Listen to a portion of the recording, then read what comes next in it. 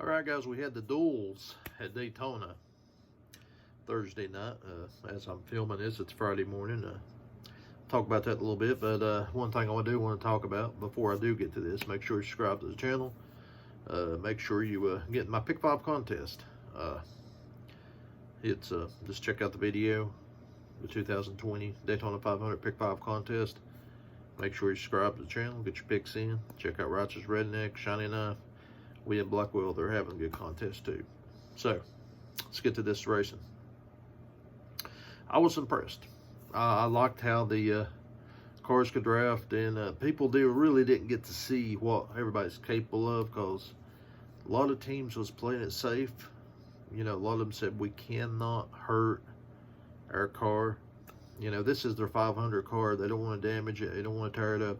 So you're looking probably at 15, 20 cars out there that was like, hey, let's play it safe. Let's just get a decent starting spot and get ready for Sunday.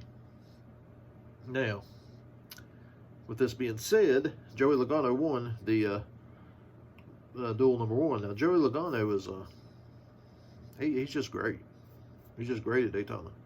It's one of his top tracks. So, yeah, I mean, it looked the pit strategies is a little bit off on how they done it. The thing I liked about it was if you could get two cars together and get a good push, and this could come down to the 500, Daytona 500, where could be the winning move of the race. Just like Denny Hamlin did Eric Jones and the Busch Clash. I think I'm seeing that could happen. But I want to get back to the point of this. Daniel Suarez. I made a video a while back, and I was trying to warn people. And I wish I could have talked to Daniel. It wouldn't make no bit of difference, but I'd love to have told him. I said, listen, Daniel, you're still young. Take a step back. Go get you a good Xfinity ride. Be competitive and have a shot. Well, anyway, they threw together this little team. That's going to be horrible. Everywhere they go, they're going to be horrible. And I feel so bad for the guy. He's a good guy. Even after the duel number one, he said, I'm getting tired of this stuff. He should have known going to this team it wasn't going to happen. I mean, they was already lapped, and it just ain't going to happen. Not, like I said, just watching that made me feel so bad for him. I think he made a bad move on his career. Even if he took a great truck series ride where he could have competed for the championship, would have had people looking, saying, well, this guy still got it. Now, the rest of this year, you're going to start seeing him running 36, getting lapped every... I think this will be the end of his career. I think after this year will be the end of it. I'm saying that. I hate to see it, but it's just the way it is. So, yeah. I just knew that was coming. That's why I made them videos a while back. I knew this is what was going to happen. You know, I mean, even the spotters didn't even tell him nobody's pitting. And it's the ordeal with the group chat thing where that's what caused some wrecks. They need to be one guy telling the driver they're pitting. They don't need to be sitting there waiting 10 seconds before they pit and type it in and say, hey, we're pitting now. They need to let these guys know a couple laps at a time, and the spotters and all that stuff. But what I seen was good racing. I seen that this duel number two was great racing. I love how they kind of got spread out there, different strategies. Kind of reminded me of like a older 80s race and stuff, and I like that. The Chevrolet, William Byron them was done for until they got that caution.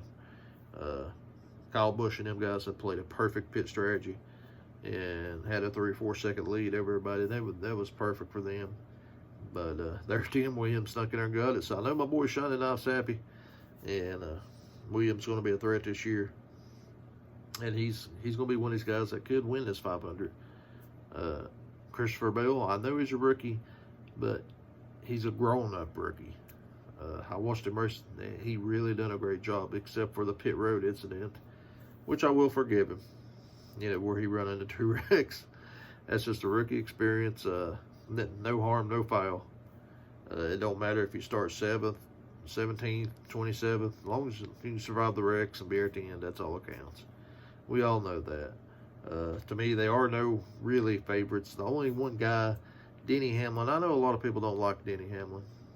And I know my buddy Shiny Enough and Charlie NASCAR don't like him.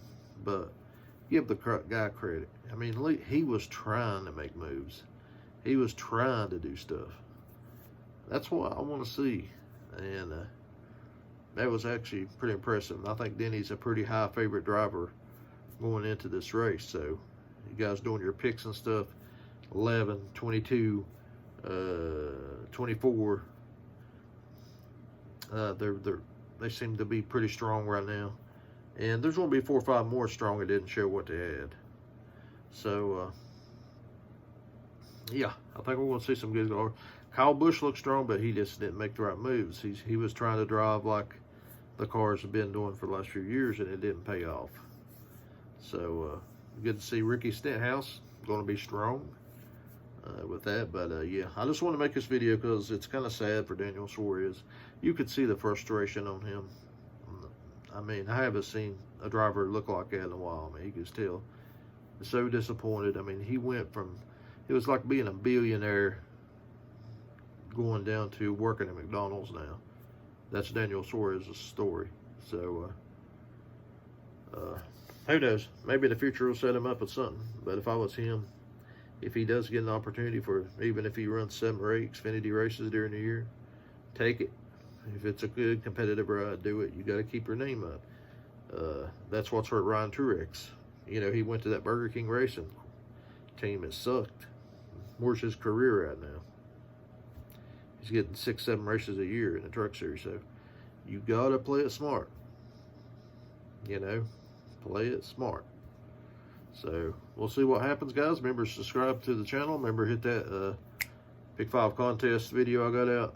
And we'll see what happens. I'm liking what I'm seeing so far.